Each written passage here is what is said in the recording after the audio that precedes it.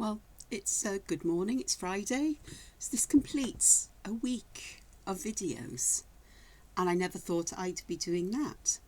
But I have discovered it doesn't take that much more time to create a video a day when I draw anyway, than it does if I didn't. So when I'm doing things like this, perhaps I'll get brave enough in the future to try a live stream and have questions being asked and people might tune in. Perhaps, I'll see. But it's lovely here. It's lovely and sunny. It's, what time is it in the morning? Oh, it's nearly 7:15. I've been awake since a little bit before 6, but I tend to like to lie in bed and watch things like YouTube, like craft and art and interesting things there as I come round in the morning, because it does take me a while. So as it's Friday, I'm going to carry on with my decorated words, or my my favourite words, and entangled words, I think is what I'll call this series. I've got to remember that now. Need to write it down somewhere. And passion was what I was working on last week. But I just want to show you this, which was something I was drawing last night, which is quite different for me. This is a I think it's an 8" by 8" sketchbook, and it's really nice because this paper has been treated. I think it's been treated with size, so it's actually more robust than your average sketchbook paper, and it's got quite a smooth finish. It's from a company called Sea White, and again I'll say this, not paid for, not sponsored by, not given product by any company or any organisation. Everything I buy is my own, or my views and opinions are my own, not biased. And I do like these. Some pens don't like it because the size comes up and it gets stuck in their nib, for example. But I was drawing with a fountain pen, and guttingly I managed to smudge it. So I really need to stop using fountain pens for drawing, and unless I find the right kind of paper to use them on where they dry quickly and I can't smudge. But it's quite mechanical, but I actually had quite a lot of fun starting to draw this, and I have no doubt that there'll be more organic swirls and patterns coming out as I continue with it. So yeah, yesterday I showed one that I'd smudged. Today I've got another one I've smudged, and yeah, I'm having a lot of fun. This is my visual dictionary, or my Zibaglione, I think it's pronounced, or a day book it used to be. Zibaglione is a really interesting concept, and I'll explain that to you a bit more. But it's where I keep stashes of patterns and motifs. I've shown this before, and I thought, I need to work out what patterns I'm going to use. And I do like to have a flip through to see what... These are all taken from microscopic slides and cells and things. The micro level biology and is absolutely fascinating. Actually, geology is as well.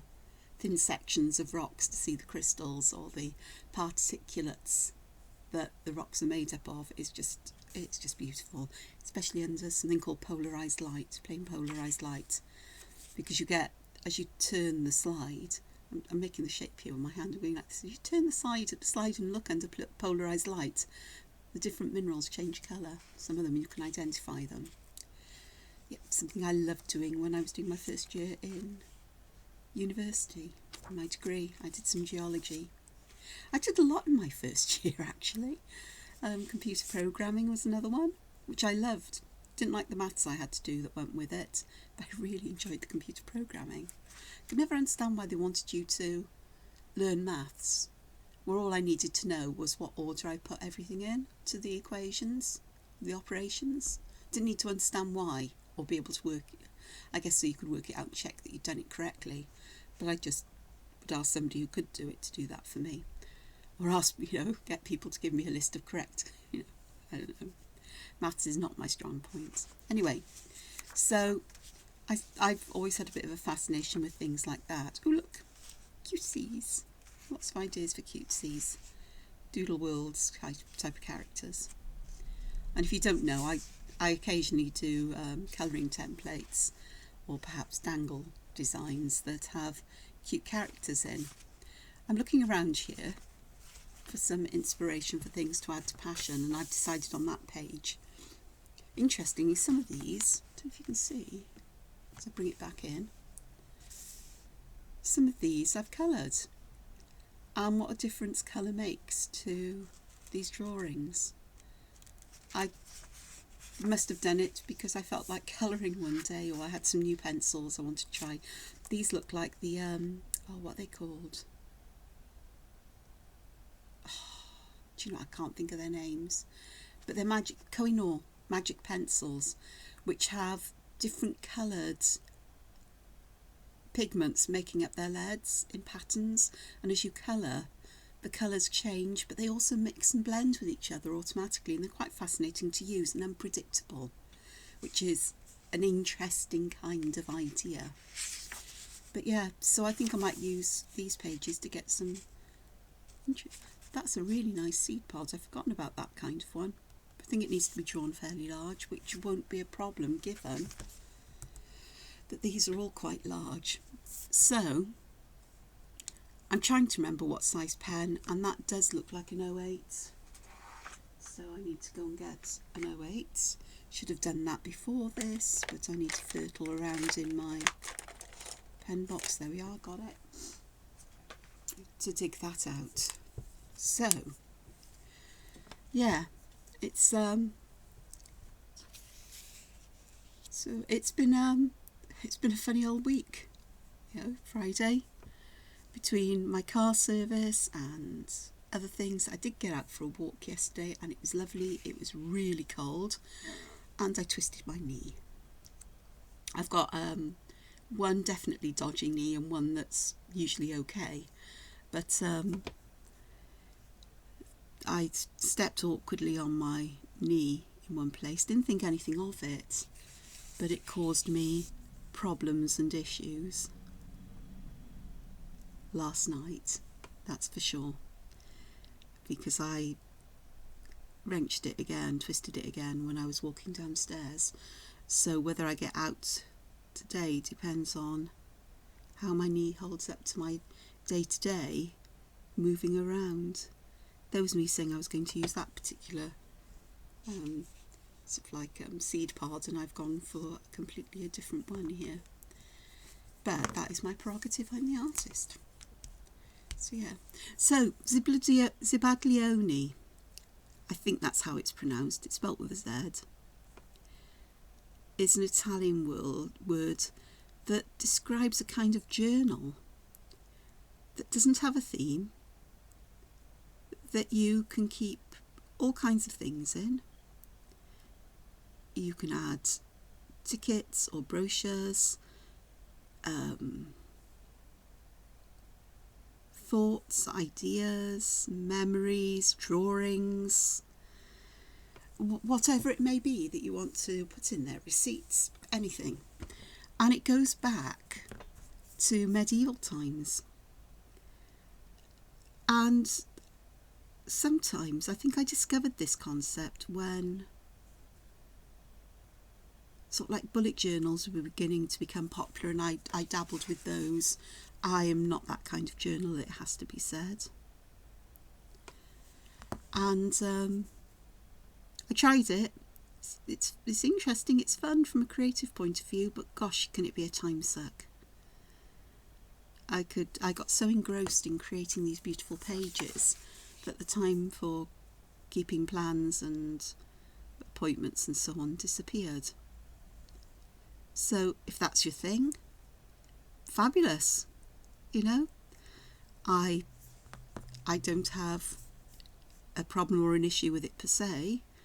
I've tried the more minimalistic way of bullet journaling, and even then it just takes so much time, which isn't wouldn't be a problem or an issue if it worked for me, but it doesn't. So I've gone to being even more minimalistic, and I keep any appointments, my schedule of meetings or whatever, on my computer, so that it's there digitally. I do need to keep a paper copy because sometimes things go wrong. So that's something that I need to remember to do. And but basically a Zibaglione is precisely what you want it to be or what you need it to be. And it doesn't have to be any one thing. It can change, it can morph. And I started with these visual kinds of dictionaries, I think I'd call them. And sometimes with notes in and lists in and, just a place to keep track of things. And the index at the front of these could be quite useful for being able to move. If I was looking for something in particular, so for example, if I wanted Doodle World's creatures, then I'd have that indexed, so I could go to pages, and I even found some of the things I used in, or that are used in bullet journaling really useful. And I think it could be useful for me to show you, is that in the front I have not a long list of topics, because I thought, well, but as I added a new topic, so I've got favourite patterns, botanicals, crystals, feathers, under the sea, bugs, dangles, abstract botanicals, fungi, Christmas, monsters and other critters, all different things there. I started putting down page ranges, thinking, I'll put all the page ranges down. But then when I got into some kind of bullet journaling, and there's an example here, there's a section of 4 pages here, and above this number I've got a number with an arrow that tells me if I go back to page 67, this carries on from there. It's part of the same collection of stuff. And here I just put the next page that's where this kind of collection carries on, which is page 80. And that, for these kinds of things, is actually brilliant. It's the one part of bullet journaling that I really like and take forward. So, those are the only things, but the idea, the concept is fab as far as I'm concerned. And of Zibaglione, and bullet journals are fab, but I guess you make them what you want them to be, but there's a heavy focus on your productivity. And I'm not entirely sure that is who I am in terms of life, the universe and everything. As a teacher, I was, for a lot of my life, put it that way, I was a bit of a workaholic, I guess. And I know why I was. It was a form of self-medication and a function of hyper-perfectionism. So I was constantly busy, and it contributed to burnout and me having to change careers and deal with a lot of stuff from my past through EMDR. Things that had never been dealt with from a very young child onwards. And it's, wrong size. I really ought to just keep the pens to hand that are sizes I'm using, 08 and 01 here. And I think that now, being self-employed, I know what my deadlines are. I know what work I have to do. And I like to keep things pretty flexible, because I think when I write down lists of what I need to do and when what I'm planning to do today, if I don't get that done, it creates great stress in me. It reminds me of when I was teaching, and the list of things to be done got ever longer because there was constant pressure on to do this, change this. Nothing was ever left the same for very long. And so I prefer to have this balance where I know what I've got to do. I've got ideas of what I want to do. I know what dates things have to be done by. And I need that flexibility around that. Not just to do personal projects, things just for fun, because sometimes working to a particular theme I get jaded and I need that break. I need to do something different. But I also need that flexibility to have time to have days out when it's not busy and peoply in the world. And there are days when I am just not up to doing anything much. And I need the flexibility to take time out for myself. Whether it's to stay in bed all day and binge watch some box set or other, or, often Star Wars if I'm really bad, or whether it's that opportunity to just do something a bit different for a day, go somewhere different, not that we've been able to over the past year. And I'm still not up to travelling very far or doing anything. It's that sense of having I can go anywhere I want and do things I've almost taken steps back, but I'm sure that's the same case for everybody, and it's going to be softly and gently I'm going to be able to learn to catch up on myself. So that's why I realise that bullet journaling and doing things that way really wasn't for me. Creating them as a creative project would have been quite nice, except it took me away from other things as well at the time.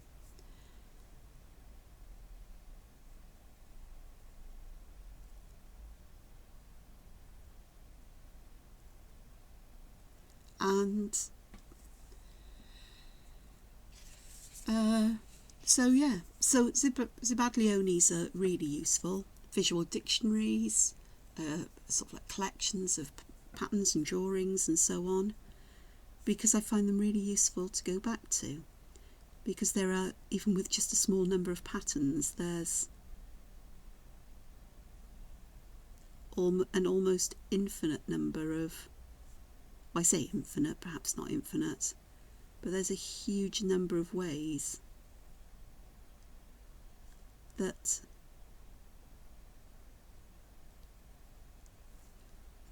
oh, that's interesting. What have I done wrong? Oh, I know what I've done wrong there. Oh, it'll work. It'll be fine. She says, no, it won't. Let's make it like that. Nobody will know the difference. I'm doing a different kind of roses that I discovered in my this book of mine.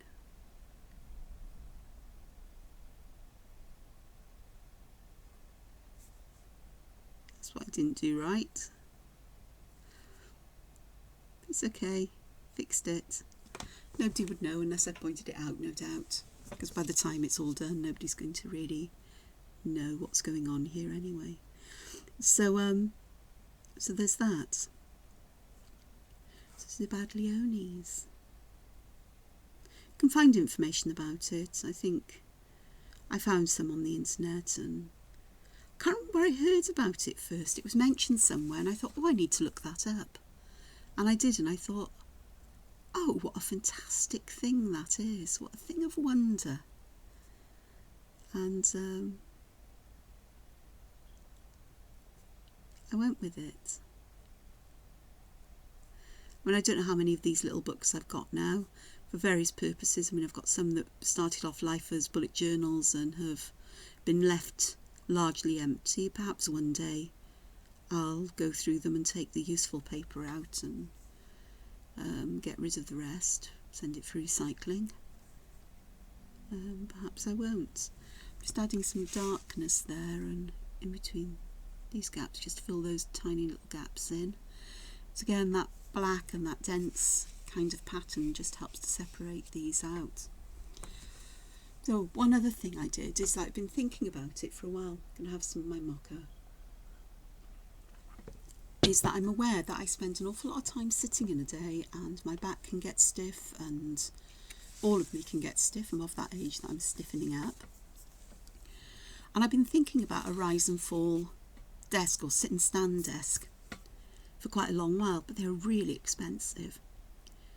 And I could afford one, but I begrudge that kind of money if I'm not entirely sure about it and I can't really go anywhere to try it out. And they don't have a big work area generally, which is of no use to me whatsoever, because my desk here is multi-purpose, multifunctional.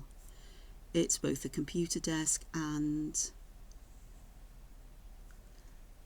it's my work area. My creative work area, my studio area, I suppose. Don't need a huge area because I don't do a lot with wet medium and things, and I can push my computer out the way. So I was looking at these desks yesterday, and I discovered that you can purchase a gizmo that will sit on the top of your desk, that you can raise up or lower down at will to various heights, that is sturdy, will take the weight of my computer, because my Surface Studio is pretty hefty, and will allow me to stand up and work without me having to spend £200-300 on a new desk that I may not like. So I thought, okay then. I had a discount on it, and with the discount it came down to just a tad under £70, which is okay. That's great. It's also tax deductible. It becomes part of my because I have because I'm self-employed, I have a business, and so things belong to the business, as it were. So it's an I can't remember what they call it, but it goes against my tax bill next year, put it that way. So it's an investment in material for this, just the same as my new office chair will. Because I bought a new office chair because the one I had, I just couldn't get comfortable in anymore. Not that it's worn or anything, but I just could not get comfortable, and the arms were in the way, or and things like that, and it just, even though I'd had it for years, it just wasn't working for me anymore. So so that's arriving later today, thanks to Amazon. I'm far too easy to get things via Amazon, I do have to say. So I'll let you know how I get on, and it should be the case that it will take up about half of my desk from top, from back to front, and I'll be able to move it forward hopefully easily and push it out the way, so I've got this space where I'm working now, and we'll just see how it goes. And so that's going to be interesting. I'm standing up to draw will be an interesting experience, but hopefully it will be a lot better in the long run for me. So there's that. What else? Yeah, I've been doing a poll, or a series of polls on, I should say, not on, in the Angela Porter's Colouring Book Fans Facebook group, about having a Zoom meetup, and it looks like Saturday night about 10 o'clock UK time on Zoom is going to be the time and date for the first one. But I am aware that many people on the group live in lots of different parts of the world, and different times and dates may be better suited for them. And so I'm quite happy to arrange ones at, more than one a month at a different time, maybe one a week at a different time and time each day that would suit other people better. But, just see how it goes and see whether it'll be something people would like regularly. Because it'd be quite nice to get people together to perhaps colour together and talk as we colour, or I draw more likely, and perhaps informally share tips and tricks or, ideas. Also thought about it could be quite fun one evening if people give suggestions of things I could draw while I'm there, because I can chat and draw, it seems. A bit. I'm doing alright with these, possibly. There's a bit of smudge there, so we're going to disguise that smudge with another leaf. This pen is quite thick. It's an 08, and I don't often use an 08 nowadays, but the thickness of the pen tends to determine the size of the motifs I'm using. And this one is definitely a lot chunkier than my first one in the series of Serendipity. And I can see the difference over here with this, because I think I did this one in 05, so, and I definitely do want to add some detail to these leaves perhaps. I think I will use that 05 which is there. Just check, yeah.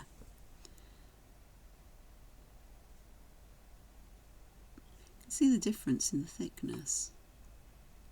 This 05 feels an old one because one side is harder and comes out thinner than the other one, so I suspect it's been used on that paper, the sea white one. It's a mixed media or all media paper, I think they describe it, mixed media, because it's been sized for strength and to allow you to use wet media and on it. These pens do pick the size up and they do get gunged up a bit quicker than I'd like, which is why I was hoping that fountain pens would work, but I guess the size keeps that ink damper for longer. So I'll be back to the drawing board to find a pen I can draw with. Well, I do know what pens I can draw with on there. Unipin eyes work really well, the Signo DX does. Actually, the Signo DX doesn't, come to think of it, because it's got such a fine point. It picks the size up and it just doesn't like it, and you can't clear it. So, and I do like the DX. I like that fineness of line. I do like a line that isn't all that changeable in width, I suppose. I do and I don't. It depends what I'm drawing for and what kind of feel I want. At the moment with this one, it is very much all have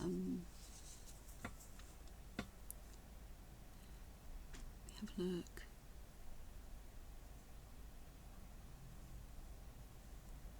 It has got that sort of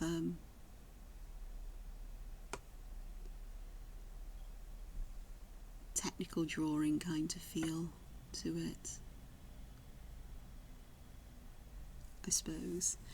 Yeah, we're going to have some strange seed heads here, I think, as I put my hand in ink that I may have only just finished with.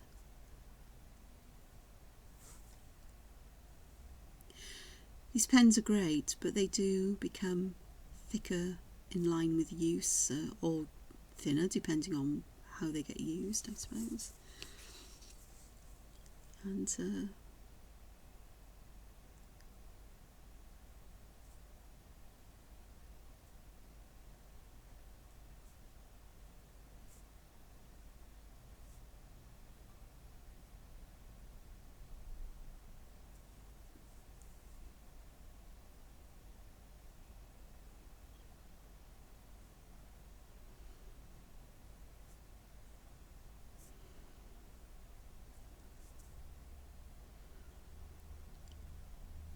Sorry, I just went quiet for a moment because I was just enjoying drawing these.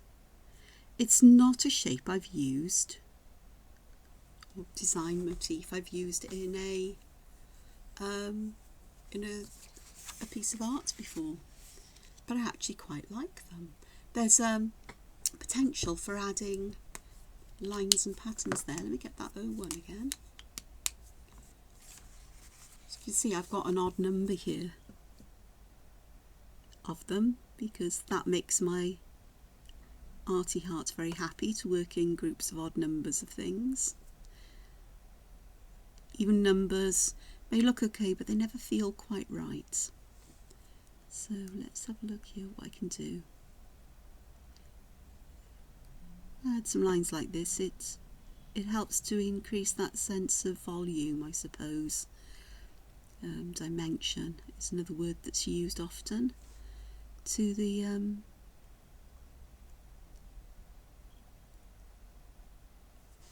shapes. So these last two have that feeling they've got more of a lip to them than the first two because they go the shape of them, but that's fine. That works nicely. And I also want some extra bits here. Using a finer pen for these little details adds interest to the whole design, I think.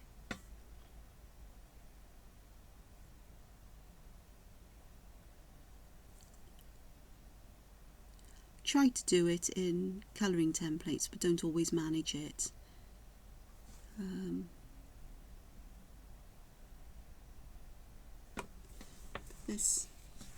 But that works quite nicely, I think. Yeah, it does. There's a gap there that I want to just add something to. Always cap your pens if you're not using them. Don't want them to dry out. I'm sure they wouldn't in the short space of time I'm not using them, but it's just habit. Yeah, this definitely needs something like this. Put some of my favourite little seedy things in there. And again, using black to help to separate these sections. One won't fit there. One will partially fit here, which is good. I'll extend that. It gives the illusion that is much bigger than it is. There we go. And perhaps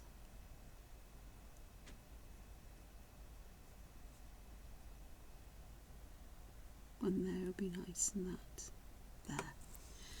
But of course that means then I now need to fill all of these areas in a similar way, which is fine. So there.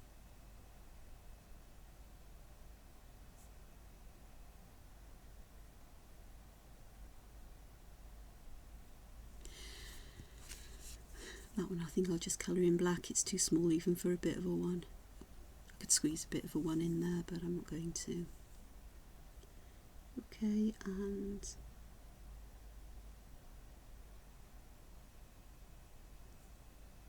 add a couple in just here.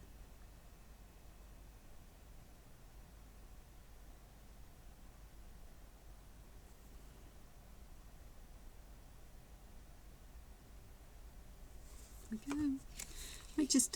And it's all that density of black just adds interest as well.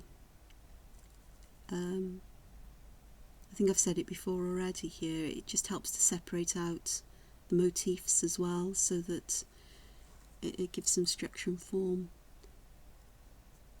Structure and form, I'm not entirely sure that's the right way of describing it, but it just helps to bring things out, I think. Perhaps bring some clarity to the design. Clarity might be the right word. Don't know. Today.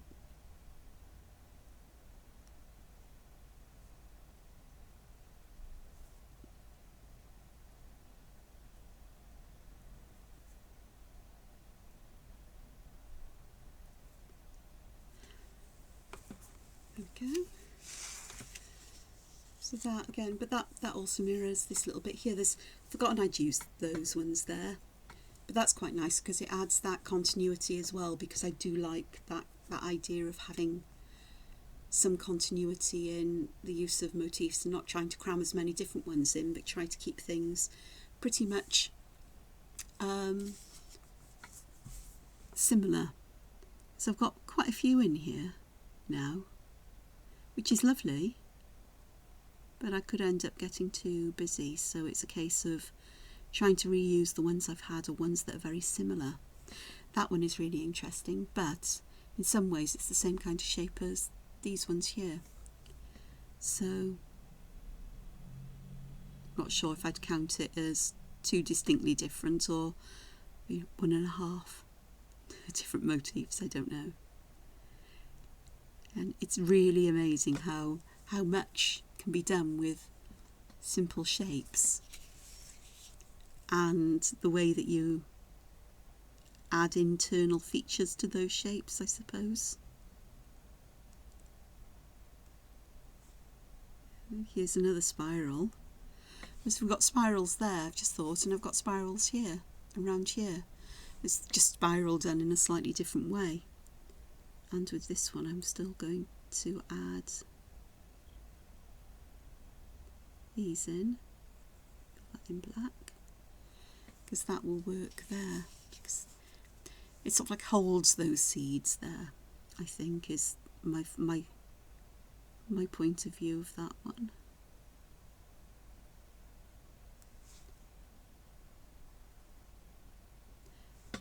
Give some support for them so they're not going to dribble down the page. And I am going to do that there, because I think that would look quite nice.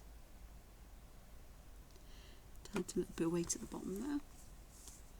So that's looking quite supportive. So we are. So we're coming up to the weekend. Not that I particularly do anything different at the weekend. In fact, if I'm likely to settle down to work, it's going to be at the weekend, because the world will be far too peoply, especially if the weather's going to be really nice. Parks will be overflowing with people having picnics and the like, and beaches and so on, as people make the most of their freedoms once again. Which again, I'm not complaining about. It just means that I'm very, I've always been very conscious that I don't go out much when the world is peoply, or to places where it's crowded, even in the even out of pandemic times. I get quite panicky in crowds, and I can become hypervigilant where little noises will startle me, and I just suddenly become aware of everything and nothing at the same time. And this is not, I think I'm a bit better than I used to be, but I think it's just something that's a part of me now, that it's about managing it as much as I can and not letting it stop me do what I'd really like to do. And as most places that are busy and peoply are things like towns and cities on busy shopping days, and I'm not a fan of wandering around shops particularly, unless they're a particular kind of shop. I'm a sucker for stationery shops and art shops, as you can imagine, and craft shops, and quirky bookshops and quirky little shops. And I don't mind having a look at the local shops if I'm visiting a different town. I mean, there are some towns I like to go to. Glastonbury in Somerset is one of them. It's just one of these places where I actually feel comfortable and at home, almost. So I haven't been there for, it's got to be over 2 years now. I like to go there because I absolutely adore the candles from Star Child. My favourite candles, and incense as well. I think I mentioned in a previous video that I have asthma, and one of the things that sets my asthma off are scented candles. But oddly, incense doesn't bother me one little bit. And I think that has to do with the particulate size of the smoke or the chemicals that come from incense, that it just doesn't seem to upset my respiratory system at all. So incense sticks, I think, can be a bit of a problem at times. I think it's, sort of like this time of year, it would not be a good idea because of tree pollen, and tree pollen and me are not good friends. I think it's great the trees are going to be blooming and the pollen's going to be there, and we're going to have flowers and all kinds of things and seeds and stuff for creatures in the autumn as they're getting their fat stores done for their overwintering, however they do it.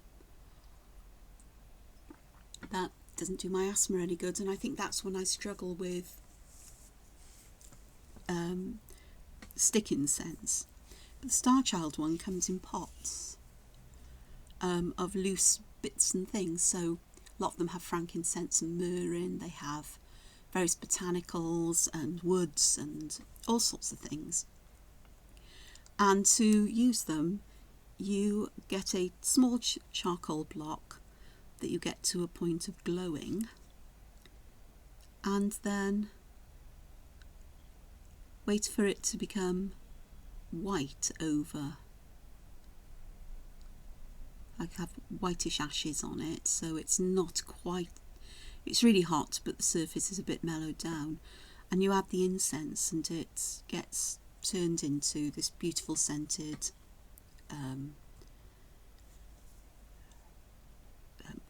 sort of like soft clouds, or a stream of scented smoke and others, and it really doesn't seem to bother me as much. I think I think it's just may just be the particulate size, perhaps wood smoke in its own right, but I haven't noticed that it causes me any problems with asthma.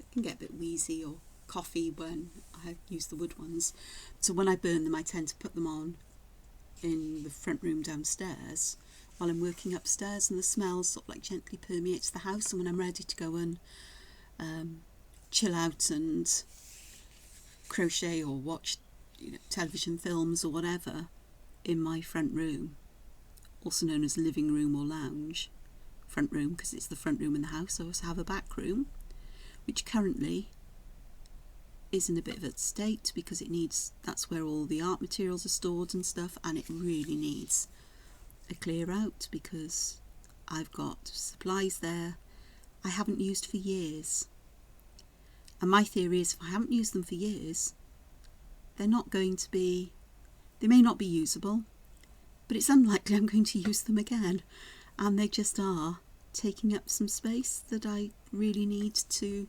sort everything else out. So I'll get that done. I've talked about it, and it will get done when I'm ready to do it, because that's the kind of thing I'll need something like a skip,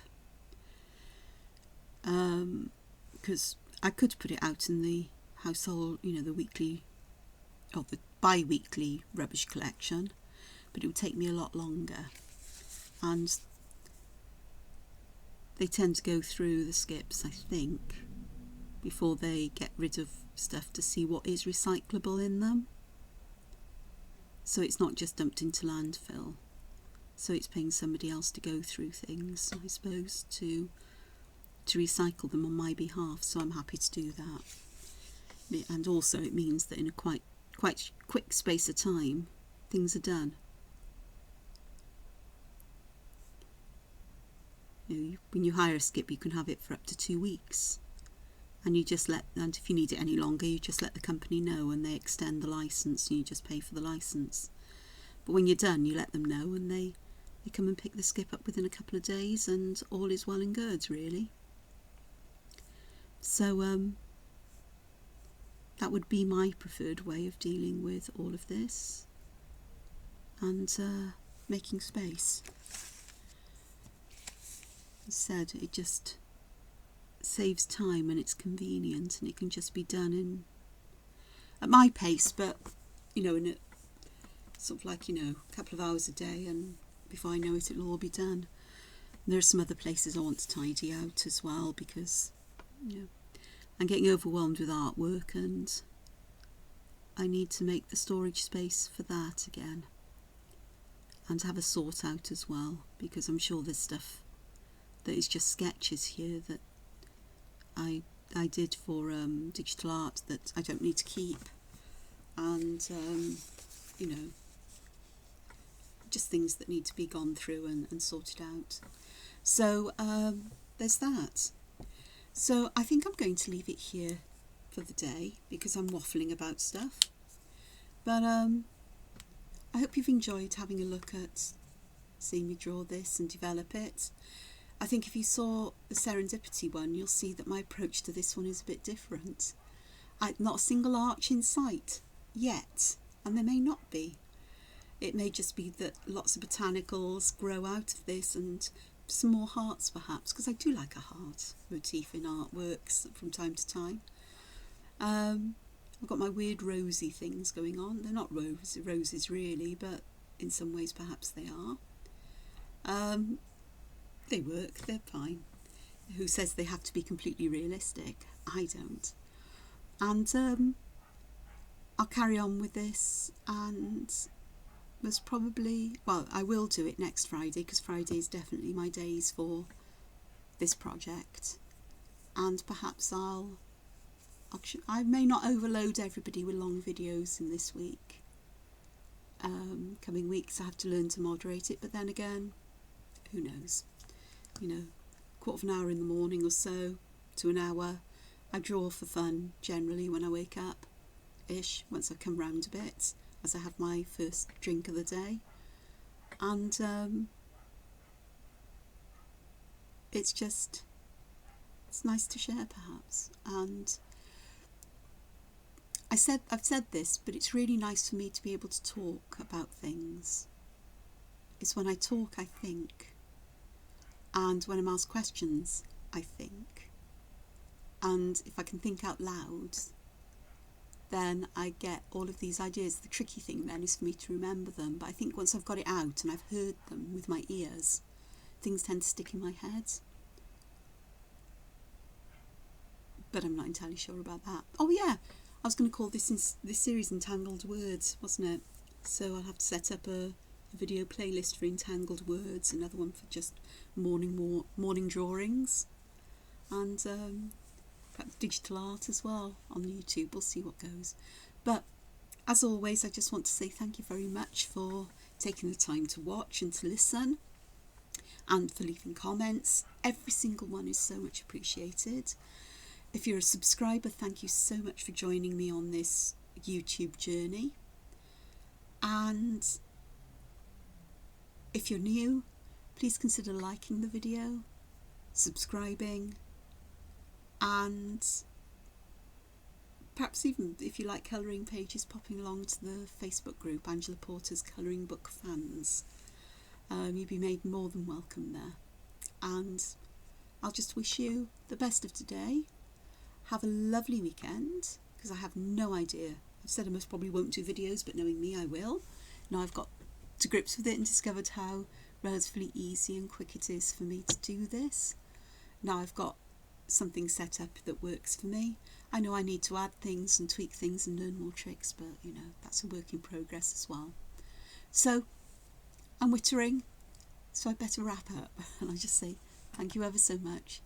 Take care.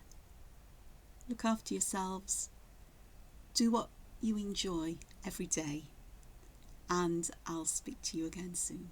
Bye.